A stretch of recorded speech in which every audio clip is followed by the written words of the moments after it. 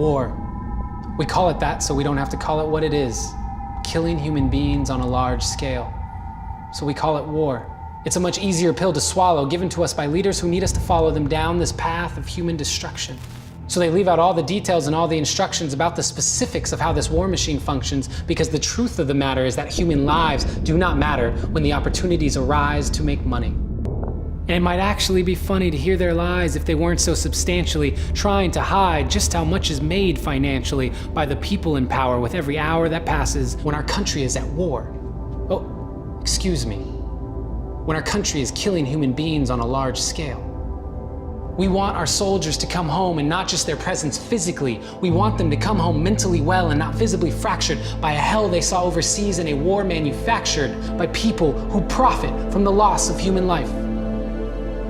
And while a wife with 3 kids goes to sleep alone, not knowing when or even if her husband will come home, that husband, that father of 3 kids, is being organized and sent out on military missions that are being authorized by the very politicians who are making commissions on every bomb that is dropped and every shot that is fired.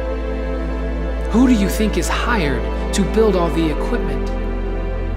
Who do you think is hired to handle all the shipments? What do you think happens to the company's stock when Halliburton makes over $40 billion from the war in Iraq? And it makes you wonder if going to war is such a burden when the vice president of this country used to be the CEO of Halliburton. And in Fallujah right now, we are working to rebuild a city in which we have killed countless individuals and destroyed 36,000 of their 50,000 homes. And 60 schools and 65 mosques. This is a people who have lost a place to pray, a place to learn, a place to live, and someday I may earn enough to give them some help, but the type of wealth it takes to help takes lifetimes to earn with the cards that I've been dealt. Because even 1 million wouldn't do. Or 2 or 3 or 4, no, you need more. So until then, keep the million, because in order to start rebuilding, what I really need is billions. But I want to help. So I better get to working, because making billions takes a lifetime, I am certain, unless you're Halliburton and we go to war. And even past the illusion, you'll only find confusion about who is abusing the system that prevents the rich from losing. And I don't know the solution. I hope there is one. All I know is that together we need to change this system that is putting a price on human life. What's the price that wife would pay for one more day with her husband just to hear him say, "I love you"?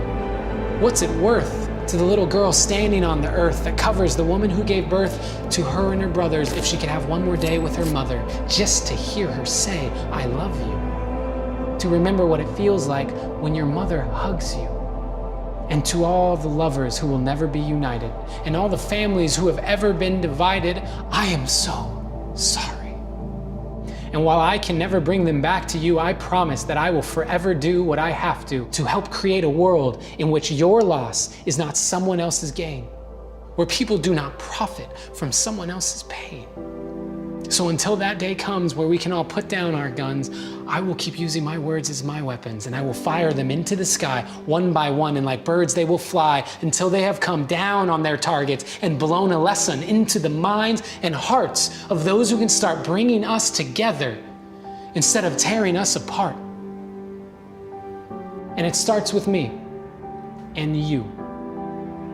And from 2 we grow to 3. And from 3 we grow to 4, and more until the very floor beneath our feet shakes with the power of belief. Belief in what could be. Belief in what should be. Belief in what can be created from disorder when we follow only this one order: choose love. Choose love in every single moment of every single day.